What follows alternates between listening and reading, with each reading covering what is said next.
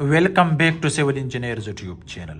Today in this short practical video, I will guide you for basic information about steel structure design. If you are working on construction site, if you are studying, so you should know about the basic info about steel structure design. As you can see guys, I will discuss about lapping and steel structure, beam size inside, steel reinforcement, cantilever beam, column details, beam span, and next guys you can see the footing details. So this is a short video, so therefore watch this video till the end to know about basic information. If you are new on this channel, so you may subscribe the channel and like the video. If you have already subscribed the channel, so you may like this video. The topic is okay.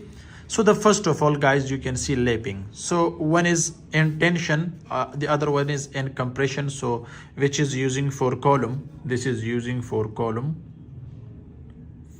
lapping, and this one is using specially in slab and beams. Okay, this lapping. Remember guys, first of all, this is very important to know about this important point. First one, don't provide lapping when dia of steel is 36 millimeter or more than this. So this is very important. So what should be the lapping length? Guys, remember in RCC slab or in beam, if that is floor beam or plinth beam, so it should not be less than 60D. Okay, where D is this one, D, this is dia of steel. It means, for example, if we are using 12 millimeter dia, so 12 multiply 60. Okay, it means guys you can see about 600 millimeter. So this is the lapping length for beam if we are using 12 millimeter. If we are using 16 millimeter, so 16 multiply 6, then you will get the length of lapping length. Okay, if that is in beam or in RCC slab. Okay, if that is plinth beam or every beam. Okay, but if that is in horizontal, so you can use this one. Okay, next guys, if you see the lapping is inside the column. Okay, so where you can provide the lapping, I will guide you in next video. Now if you require to provide the lapping, okay, so the lapping in column should not be less than 50D, where D is a die of steel rod as we discussed before. For example, 12 millimeter, so this is 6, so this is going about 720, sorry, so this is going, for example, 12 millimeter multiplies 50. Okay, so this is about 600 millimeter.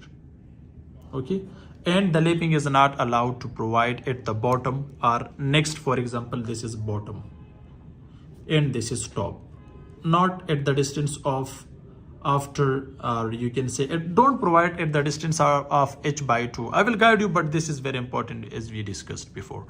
Next guys, the second one, the beam size for normal residential building, if that is G+1 story or ground floor, so don't use size of beam. Guys, you can see size of beam, don't use less than 9 inches by 12 inches. It should be minimum. This is the size of beam if that is ground floor or first floor, so 9 by 12 inches is the minimum size of beam. Okay, if this is plinth beam or floor beam, so this is the minimum size. Next guys, inside you can see the red lines can show you the steel reinforcement. So hooks are very important, this one guys, and this hook should be bent on 135 degree. Guys, you can see from here to this one, it should be on 135 degree or angle, you can say. Okay, next, and its length guys, you can see this length in this one should not be less than 75 millimeter, or you can say 3 inches or 3 inches. Okay, remember this important point. Next, the dia of this stirrups should not be less than 8 millimeter. Okay, normally people are using about 6 millimeter, but that is very short or minimum diameter. So this is 8 millimeter is best when you are using 12 millimeter main steel rods. For example, one is this one, this is the other one, and these three bottoms. Okay, These are the details. Next guys, the concrete cover you can see in steel structure design. The concrete cover should not be less than 40 millimeter, or you can say 1.5 inches. Both sides 1.5 plus 1.5, about 3 inches. Bottom, top, left, right. Okay, so this is the second one. Next guys, cantilever beam. Remember guys, the fixed end should be, the depth should be maximum. Suppose this is about, for example, 12 inches, and the free end guys, it should not be more than 6 inches. Okay, you can decrease, but you can't increase from this one, or but you should provide this slope. That's why, because this is we are not making overload this point. Okay, when the load comes on the top of this, so the depth should be minimum compared to this one. Okay, especially in cantilever beam, so you should know about this. Next one guys, you can see the fourth one. The minimum size of the column should not be less than 9 inches by 9 inches with 4 numbers of steel rods. Same guys, the concrete cover should be 40 millimeter.